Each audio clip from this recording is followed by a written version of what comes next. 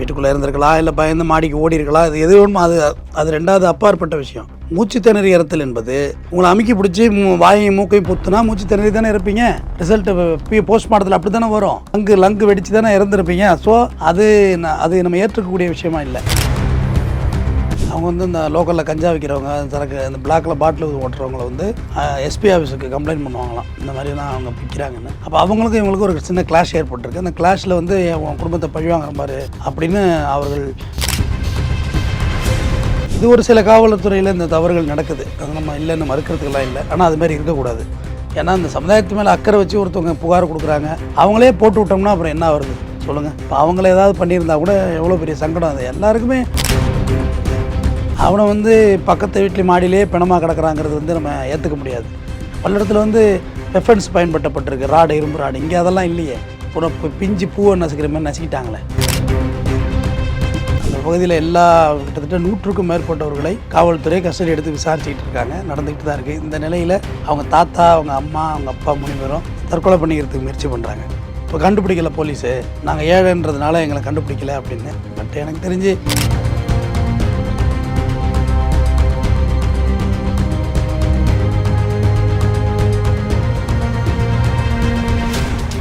Real one நேயர்களுக்கு வணக்கம். இன்றைய நேர்காணலுக்காக நம்முடன் இணைகிறார் குற்றவியல் வழக்கறிஞர் டாக்டர் RS தமிழ்வந்தன் அவர்கள். வணக்கம் சார். வணக்கம். கோவில்பட்டியில் கருப்புசாமின்னு சொல்லிட்டு ஒரு சிறுவன் வீட்டில் தனியாக இருந்திருக்காரு. திடீரென அவர் காணாமல் போயிருக்காரு. அப்புறம் தேடி பார்க்கும்போது 2 வீடு தள்ளி மாடியில் சடலமாக மீட்டிருக்காங்க. இந்த மர்ம கொலைக்கான காரணம் என்ன சார்? கருப்புசாமி பக்கத்தில் உள்ள ஸ்கூலில் படிச்சுட்டு இருந்திருக்காரு, சின்ன பையன். அவங்களுக்கு வந்து அம்மா பார்த்துருந்துருக்கு. அம்மா பார்த்ததுனால அவங்க வீட்டில் அவங்க அப்பா அம்மா வேலைக்கு போகிறவங்க, தினக்கூலி வேலைக்கு போகிறவங்க. அம்மா பார்த்ததுனால அண்ணன் ஒருத்தர் ஸ்கூலுக்கு போயிட்டார், இவர் நீ வீட்டில் இரு. ஆனால் அம்மா வந்து மற்றவங்களுக்கு இந்த கன்னத்தில் வரும், ஒரு வாரம் ரெஸ்ட் எடுத்தால் அது சரியாயிடும். அது அந்த அம்மா வந்திருக்கு. அந்த அம்மாத்தில் கிராமத்தில் வந்து ஒரு வைத்தியம் வந்து நகை போட்டாக்கா அந்த அம்மா குறையும் அப்படிம்பாங்க. அம்மைங்கிறதே உடம்புல ஆன்டிபயோட்டிக்ஸ் தான். நகை போட்டால் குறையுன்னு நகையை போட்டு ஒன்றரை பொண்ணு செயின் போட்டுட்டு இருந்திருக்காங்க. ஒரு சின்ன ரிங்கு 1 கிராமில். ஆமாம், 1 கிராமில் சின்ன விரலுக்கு மோதிரம், சின்ன மோதிரம் போட்டுருந்துருக்காங்க. இவங்க வீட்டிலே நீ டிவி பார்த்துட்டு இருப்பா, நாங்கள் வேலைக்கு போய்ட்டு வந்துடுறோம் அப்படின்ட்டு போயிருக்காரு. அவங்க ஃபேமிலி, அவங்க அம்மாவும் அவங்க அப்பாவும் போயிருக்காங்க. வேறு யாரும் வீட்டில் இல்லை. அப்போ இவர் ஒரு மதியம் போல் வந்து அவங்க ஆத்தாவுக்கு அடிச்சிருக்காரு ஃபோனு, பாட்டிக்கு அடித்து, எனக்கு கொஞ்சம் பயமாக இருக்குது, நீ கொஞ்சம் வர்றியா இங்கே அப்படின்னு கேட்டிருக்கோம். அந்த வர்றப்பா அப்படின்னு சொல்கிறாங்க. வந்து பார்த்தாக்க வீடு சாத்தியிருக்கு, வீட்டில் ஆள் இல்லை. அப்புறம் அன்றைக்கி நைட்டு ஃபுல்லாக தேடுறாங்க, எங்கேயுமே கிடைக்கல. அங்கே உள்ள ஏரி, குளம் எல்லா இடத்தையும் போலீஸ் போட்டு தேட வைக்கிறாங்க, எல்லாம் கிடைக்கல. கடைசியாக பார்த்தா 2 வீடு தள்ளி மொட்டை மாடியில் இவர் பிணமாக இருக்கிறாரு. பட் அந்த வீடு அன்றைக்கி லாக் ஆகி தான் இருந்திருக்கு. அப்புறம் போலீஸ் விசாரணை தொடங்குறாங்க. இல்லை, இந்த பையன் டிப்ரெஷனில் இருந்தான், அதனால் மூச்சு திணறி இறந்துட்டான் அப்படின்றது முதல் கட்ட ஸ்டேட்மெண்ட் சொன்னாங்க. சரி, மூச்சு திணறி இறக்குறவன் வந்து எப்படி நகை எப்படி காணா போவோம்? 1.5 சவரம் செயினும் 1 கிராம் மோதிரமும் காணா போயிருக்கு. அப்போ நகை காணா போயிருக்கிறதுக்கு வாய்ப்பு இல்லை. ஒருவேளை மூச்சு திணறி இறந்துட்டான்னா வேறு யாரும் மூச்சை பிடிச்சி அமுக்கினாலும் மூச்சு திணறி தானே இறக்க முடியும். அது ஒன்றும் இல்லாமல் மூச்சு திணறி டிப்ரெஷனில் இறந்தா கூட அவங்க வீட்டுக்குள்ளே தானே அவர் இறந்துருக்கணும். வீட்டுக்குள்ளே இருந்திருக்கலாம், இல்லை பயந்து மாடிக்கு ஓடி இருக்கலாம். அது எது வேணுமோ அது ரெண்டாவது அப்பாற்பட்ட விஷயம். மூச்சு திணறி இறத்தல் என்பது உங்களை அமுக்கி பிடிச்சி வாயையும் மூக்கையும் பொத்துனா மூச்சு திணறி தானே இருப்பீங்க. ரிசல்ட்டு போஸ்ட்மார்ட்டத்தில் அப்படி தானே வரும். லங்கு வெடிச்சு தானே இறந்துருப்பீங்க. ஸோ அது நம்ம ஏற்றுக்கக்கூடிய விஷயமா இல்லை. அதனால் PM ரிப்போர்ட் வந்தாலுமே சுற்றி போலீஸோட விசாரணையை வந்து தீவிரப்படுத்தணும். நம்ம இன்னமும் வந்து ஒரு விஷயத்தை நம்ம ஆழமாக எப்பயுமே சொல்கிறது என்னென்னா, நம்ம எவ்வளோ வசதியாக இருந்தாலும் சரி, நம்ம கருத்து தெரியாத பிள்ளைக்கோ விவரம் தெரிஞ்ச பிள்ளைகளுக்கும் நகை போட்டுவிடக்கூடாது. இந்த கவரிங் கூட போட வேண்டாம். ஏன்னா இந்த ஜொல்லுன்னு நினச்சி கவரிங்கை வந்து ஜொல்லுன்னு நினச்சி கூட கொலை பண்ணிடலாம், நகைன்னு நினச்சி கூட. நகையே போட்டுவிடக்கூடாது. நகை போட்டால் தான் நம்ம பிள்ளைய என்ன, அதெல்லாம் வேண்டாம். சாதாரண ட்ரெஸ் போட போகிறோம், ஃபங்க்ஷனுக்கு போக போகிறோம், நகைக்கு 1 கிராம் நகைக்கு தூக்கிட்டு போயிட்டான்னு வச்சுங்க. 2 கிராமுக்கு ஒரு பாட்டியை கொலை பண்ணியிருக்கானுங்க. 2 கிராமுக்கு எவ்வளோங்க வந்துட போகுது? 2 கிராமு. 2 கிராம் நகைக்கு ஒரு பாட்டி கொலை செய்யப்பட்டிருக்காங்க. சரி, மூச்சு திணறி இறந்துட்டாரா இல்லை நகைக்கா கொலை நடந்துச்சா அப்படின்ற ஆஸ்பெக்டில் தான் போலீஸ் விசாரிச்சுட்டு இருக்காங்க. அந்த பகுதியில் கிட்டத்தட்ட 100க்கும் மேற்பட்டவர்களை காவல்துறை கஸ்டடி எடுத்து விசாரிச்சுக்கிட்டு இருக்காங்க, நடந்துக்கிட்டு தான் இருக்குது. இந்த நிலையில் அவங்க தாத்தா, அவங்க அம்மா, அவங்க அப்பா 3 பேரும் தற்கொலை பண்ணிக்கிறதுக்கு முயற்சி பண்ணுறாங்க. என்ன காரணம் சார்? இப்போ கண்டுபிடிக்கல போலீஸு, நாங்கள் ஏழைன்றதுனால எங்களை கண்டுபிடிக்கல அப்படின்னு. பட் எனக்கு தெரிஞ்சு போலீஸ் வந்து ஏழை பணக்காரன் வித்தியாசமாக ஒரு பையன் இருந்திருக்கான், குழந்தை, என்ன சொல்கிறீங்க, கண்டாயம் கண்டுபிடிக்கணும், தீவிரமாக கண்டுபிடிக்கணும், மிக வேகம் எடுத்து கண்டுபிடிக்கணும். குற்றவாளியை தப்பிச்சிடக்கூடாது. ஏன்னா நாளாக நாளாக தடயங்கள் அழிய ஆரம்பிச்சிடும். எப்படி இருந்தாலும் செயின் காணாமல் போனதை தொட்டு இது எப்படி ஆதாய கொலையாக தான் இருக்கும். நிச்சயமாக போலீஸ் கண்டுபிடிச்சிருவாங்கன்னு நம்புகிறோம். அல்லாமல் பாலசுந்தரி அந்த கருப்புசாமியோட அம்மா வந்து அங்கே இருக்க லோக்கலில் இருக்கிற கள்ளச்சந்தையில் விற்கப்படுகிற மது, கஞ்சா இது தொடர்ந்து புகார் போலீஸுக்கு புகார் தெரிவிக்கிறாங்க. இது மூலியமாகவும் அவங்க மூலியமாக இந்த அச்சுறுத்தல் வந்திருக்கலாம் அப்படின்ற கோணத்திலும் விசாரிக்கப்படுகிறது. இதுவும் வந்து சொல்லப்பட்ட தகவல், வந்தப்பட்ட தகவல் தான். அவங்க வந்து இந்த லோக்கலில் கஞ்சா விற்கிறவங்க, சரக்கு இந்த பிளாக்கில் பாட்டில் ஓட்டுறவங்கள வந்து எஸ்பி ஆஃபீஸுக்கு கம்ப்ளைண்ட் பண்ணுவாங்களாம், இந்த மாதிரிலாம் அவங்க விற்கிறாங்கன்னு. அப்போ அவங்களுக்கும் இவங்களுக்கும் ஒரு சின்ன கிளாஷ் ஏற்பட்டிருக்கு. அந்த கிளாஷில் வந்து உன் குடும்பத்தை பழிவாங்கிற மாதிரி அப்படின்னு அவர்கள் மிரட்டியதாக ஒரு தகவல் இருக்குது. அவங்களையும் போலீஸ் தூக்கி விசாரிச்சு இன்றைக்கி தான் அந்த கோணத்துக்கு வருது. ஏன்னா வேறு யாராவது எதிர்ப்பு இருக்கான்னு நமக்கு ஒரு டெத் ஆகிட்டு நம்ம வீட்டில் ஒரு பையன் செத்துட்டாங்க, உள்ள யார் எதிர்ப்பு இருக்குது என்ன இருக்குன்னு சொல்ல தெரியாது. அப்போ கொஞ்சம் 2 நாளாக ஆயிடுச்சு, இப்போ சொல்கிறாங்க இந்த மாதிரி எனக்கு ஒரு பிரச்சனை இருந்துச்சுன்னு. இப்போ அவங்கள நீ போலீஸ் தூக்கி விசாரிக்கிறாங்க. அந்த விசாரணையில் அவங்களா இல்லையாங்கிறது தெரிய வந்துடும். ஒருவேளை இப்போ அவங்களாவே இருந்தாலும் வெறும் ரிவெஞ்சுக்கு கொலை செய்கிறதுங்கிறது வேறு, திருடி கொலை செய்கிறதுங்கிறது வேறு, ஆதாய கொலை வேறு, வெறும் கொலைங்கிறது வேறு. அப்போ கம்ப்ளைண்ட் பண்ணது அவங்க அம்மா, அதுக்காண்டி போய் அவங்க பையனை கொலை செஞ்சுருந்தாலும் தப்பு, அதுமாரி செஞ்சுருப்பாங்களா இல்லையாங்கிறது போலீஸ் ஃபர்தர் விசாரணையில் தான் அதுக்கான முடிவு பண்ண முடியும். ஏன்னா இப்போ பையனை ஒன்று பண்ணிட்டாக்க மேலும் பையன் மிஸ் ஆகிடுறான்னு வச்சுங்க, பண்ண முடியாமல் போய் மிஸ் ஆகிட்டான்னாக்க மேலும் இன்னும் ஹெவியாக தானே இருக்கும் இவங்களோட நடவடிக்கை.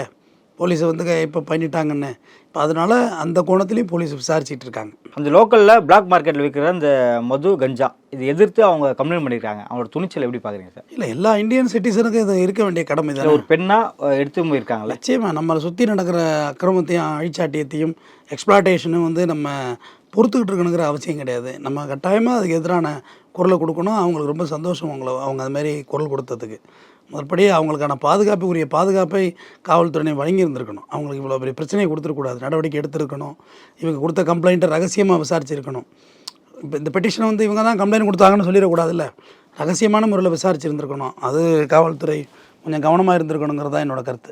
ரகசியம் வந்து காக்கப்படலை இல்லை சார்? ரகசியம் காக்கப்படணும். இந்த மாதிரி கம்ப்ளைண்ட்டை வந்து இது மக்களுக்கு தெரியப்படுத்தி இங்கே மட்டும் இல்லை, பல இடத்துல அப்படி தான் சொல்லப்படுறாங்க. யார் பிளாக் மார்க்கெட்டில் விற்கிறாங்களோ அவங்களுக்கு பண்ணனா இந்த கம்ப்ளைண்ட் பேப்பரே அந்த பெட்டிஷன்தாரர்கிட்டே போய் நிற்குது. இவர் தான் உயர்ந்து கம்ப்ளைண்ட் பண்ணுறாரு, இவர் தான் என்ன பாருன்னு சொல்லிட்டு இவங்களே போலீஸ் ஃபார்வர்ட் பண்ணுறா, பல செய்திகள் வருது. இது ஒரு சில காவல்துறையில் இந்த தவறுகள் நடக்குது, அது நம்ம இல்லைன்னு மறுக்கிறதுக்கெல்லாம் இல்லை. ஆனால் அது மாதிரி இருக்கக்கூடாது.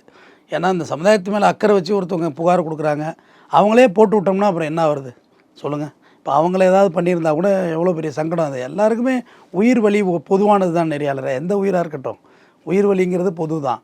அப்போ இது மாதிரியான தகவலை வந்து அந்த சமூக விரோத கும்பல்கிட்ட கொடுக்குறது தப்பு தானே. கஞ்சா பாட்டில் தான் அப்புறம் சமூக விரோதம் இல்லாமல் அப்புறம் என்ன? சமூக விரோதம் தானே, ஆன்டி சோசியல் எலமெண்ட்டு தானே. அது இப்போ எல்லா பகுதிகளிலும் இந்த பிரச்சனைகள் நடக்குது. அதை அங்கங்கே உள்ளவங்க புகார் அளித்து அதை முறையாக அந்த காவல்துறை இரும்புக்கரை கொண்டு அடக்கணும். ஒன்று நடந்த பிறகு அதை அடக்கணுங்கிறதெல்லாம் முக்கியம் இல்லை, நடக்கிறதுக்கு முன்னாடியே அதை லாக் பண்ணணுங்கிறது தான் என்னோடய கருத்து. இல்லை சார், இந்த பிளாக் மார்க்கெட்டில் மது விற்கிறாங்க இல்லையா, அவங்க மேலே கம்ப்ளைண்ட் தொடர்ந்து கம்ப்ளைண்ட் கொடுத்தாலும் பார்த்தீங்கன்னா அவங்க ஒரு சில நாள் மட்டும் தான் நிறுத்துகிறாங்க. அது தொடர்ந்து பார்த்தீங்கன்னா அவங்க விற்றுட்டே தான் இருக்காங்க. அதை சொல்கிறேன், இது தொன்று தொட்டு நம்ம நாட்டில் உள்ள பிரச்சனை. ஏன் இது அந்த லோக்கல் இருக்க போலீஸ் ஸ்டேஷனால ஒரு போலீஸ்காரரால் ஒரு ஃபுல் ஸ்டாப் வைக்க முடியல இது போல் பிரச்சனைக்கு? போலீஸ் நினச்சா ஃபுல் ஸ்டாப் வைக்கலாம், பட் நினைக்கணும்ல. ஏன்னா தொடர்ச்சியாக அந்த பிரச்சனை நடந்துக்கிட்டு தான் இருக்குது எல்லா இடத்துலையும். எனக்கு இப்போ ஒரு அஃபென்ஸ் ஆன பிறகு தான் நம்ம அதை பற்றி பேச வர்றோமே. ரெண்டாவது, நம்ம எதுவாக இருந்தாலும் உடனே விட்டுட்டு அடுத்த வேலைக்கு போகிற மனநிலை நம்மள்ட்ட உண்டு. அது தொடர்ச்சியாக ஃபைட் பண்ணி அதை நிறுத்தணும், அதை தொடர்ந்து ஃபாலோ பண்ணணுங்கிற மனநிலை நம்மள்ட்ட வகுத்துக்கணும். இப்போ மழை வெள்ளம் வருதா, அதை பற்றி 2 நாள் பேசுகிறது, அப்புறம் அடுத்த வேலைக்கு போயிடுறது, அது அல்ல. தொடர்ந்து அதுக்கான முயற்சிகளை எடுக்கணும். அப்போ தானே அது நிரந்தர தீர்வு வரும். காவல்துறையினர் கட்டாயமாக இதை இரும்புக்கரம் கொண்டு அடக்க வேண்டிய ஒரு விஷயந்தான். அது மது, அதை விட இந்த கஞ்சா சொல்கிறீங்க இல்லையா, கஞ்சா, மெத்தப்பட்டைன், கொக்கைனு, போதை மாத்திரை ப்ராக்கெட்டில் வலி மாத்திரை தானே, இது எல்லாத்தையுமே பிளாக்கில் வாங்கி இளைஞர்கள் உண்றதை வந்து கண்டிப்பாக தடுக்கணும், அதில் மாற்றுக்கிறது இல்லை.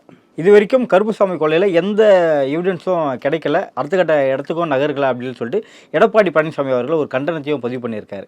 இதில் நான் அரசியல் பேசுகிறதுக்கெல்லாம் விரும்பலை. ஏன்னா இது அரசியல் பேசுகிற தளமும் இல்லை. அவன் ஒரு சின்ன பையன் இறந்துருக்கான், குழந்தை இறந்துருக்கான், அவனுக்கான தீர்வு கிடைக்கணும், அதில் மாற்றுக்கிறது கிடையாது. அரசியலை தாண்டி நான் பேசிகிட்டு இருக்கேன், அதெல்லாம் தவறு. இதை போய் அரசியல் ஆக்குறது அதை விட தப்பு. அங்கே போய் நின்று இன்னும் பிடிக்கல போகலங்கிறது அரசியலாக தான் நான் பார்க்குறேன். அரசியல் தேவையில்லை. இல்லை, பாதிக்கப்பட்ட குடும்பத்துக்கு ஒரு ஆதரவு குரலாகவும் இருக்கலாம் இல்லையா? நான் இல்லைன்னு சொல்ல, அது நிச்சயமாக போய் பாருங்கள். இன்னும் அவங்களுக்கு ஏதாவது பொருளாதார உதவி கூட செய்யலாம். ஒரு 5 லட்சம் 10 லட்சம் கொடுக்கலாம், என்ன இருக்குது, அதெல்லாம் செய்ய வேண்டியது தான். ஆனால் எவ்வளோ பணம் கொடுத்தாலும் அந்த பையன் உயிரோடு வரப்போகிறதில்ல. ஆனாலும் அரசியலாக்க வேண்டாம். காவல்துறை பிடிக்கிறாங்க, என்ன மாதிரி விசாரிக்கிறாங்கன்னு ஒரு எதிர்க்கட்சி தலைவராக கேட்கலாம் போலீஸை, எந்தெந்த ஆங்கிளில் விசாரிக்கிறீங்கன்னு. இல்லை, நமக்கு தெரிஞ்ச ஒரு 4 ஆங்கிள் சொல்லலாம், அது மாற்றுக்கிறது இல்லை. ஆனால் அதை போய் அரசியலாக்கி இது பிடிக்கலை, கவர்மெண்ட்டு கையாளாமல் போயிட்டு அப்படி பேசுகிறது எனக்கு அதில் உடன்பாடு இல்லை. அது பிடிக்கணும்ல, அக்யூஸை பிடிக்கணும், அதுக்கு நம்ம ஹெல்ப் பண்ணணும். இதில் போய் இந்த கொலைக்கு போய் என்ன ஒரு அரசாங்கத்தை மிஸ்ஃபயரிங் ஆகிட்டுன்னு எப்படி சொல்கிறது? தனிப்பட்ட கொலைகளுக்கு சட்ட ஒழுங்கை போய் நம்ம மிக்ஸ் பண்ணக்கூடாது. தனிப்பட்ட கொலைகள் நடந்துக்கிட்டே தான் இருக்குது, எல்லா ஆட்சிகளையும் நடக்குது, நம்ம இல்லைன்னு சொல்லலை. ஆனால் அதை பிடிக்கணுங்கிறது தான் அதை பிடிக்கணுங்கிற கருத்தை தான் நான் முன் வைக்கிறேன். இதில் பாலிடிக்ஸ் பேசுகிறது ஒன்றும் இல்லைங்கிறது என்னோடய கருத்து. பல்லடம் கொலையாக இருந்தாலும் சரி, சிறுவன் கருப்புசாமி கொலையாக இருந்தாலும் சரி, எந்த துருப்புமே இது வரைக்கும் கிடைக்கல. இது பார்த்திங்கன்னா கொலை செய்தவர்கள் அந்த அளவுக்கு ஸ்கெட்சு போட்டு பண்ணியிருக்காங்க அப்படின்னு நம்ம எடுத்துருந்தா, இல்லை போலீஸின் மெத்தன போக்கு அப்படின்னு நம்ம எடுத்துருந்தா? ஸ்கெட்சு போகிறதுல ஒன்றும் இல்லை. பல்லடம் கொலை அது ப்ரீ பிளான்டு மார்டரு. பட் சிறுவன் கருப்புசாமி கொலை எனக்கு அப்படி தோணலை. அது உள்ளூரில் உள்ள யாரோ தான் பண்ணியிருக்காங்க, அதில் மாற்றம் இல்லை.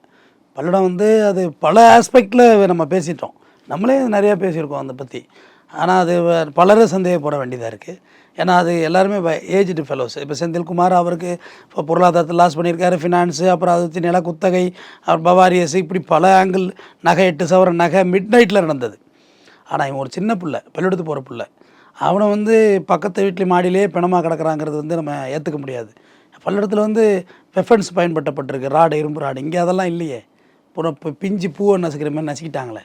அதனால் இது கட்டாயம் விசாரிக்கப்பட வேண்டியது. இதில் இன்னும் போலீஸோட மெத்தனத்துக்கெல்லாம் என்ன இருக்குது? போலீஸுக்கு பொதுவான விஷயங்கள் தான் உளவுத்துறையிலேருந்து ரிப்போர்ட் வரும். காமனாக இப்போ இங்கே ஒரு பெரிய நக்சல் வர்றாங்க, இங்கே ஒரு டெரரிஸ்ட் அட்டாக் வரப்போகுது, இல்லை இந்த இடத்துல மாதம் ஒரு ஜாதி பிரச்சனை வரப்போகுதுன்னா தான் ஐஎஸ்க்கு தெரியும். இது உண்மை, அதுதான் உண்மை. இல்லாட்டி தெரியாது. தனிப்பட்ட முறையில் உங்களுக்கு ஒரு பிரச்சனை வரும், எனக்கு ஒரு பிரச்சனை வருங்கிறதுலாம் போலீஸுக்கு தெரியாது. நம்ம ஒரு நோட்டடாக இருக்கோன்னா போலீஸுக்கு தெரியும், வான் பண்ணுவாங்க கூப்பிட்டு, சார் அவங்கள நோட் பண்ணுறாங்க, கேர்ஃபுல்லாக இருங்கன்னு. பட் சிவிலியன்ஸை அந்த அளவுக்கு தெரியாது அவங்களுக்கு என்ன பிரச்சனை இருக்குன்னு. ஸோ அதில் ஒன்றும் இல்லை, இனி அக்யூஸ்டை பிடிச்சா போதுங்கிறதா என்னோட கருத்து. நடப்பு நிகழ்வுகள் குறித்து பல்வேறு கருத்தில் மிக்க நன்றி சார்.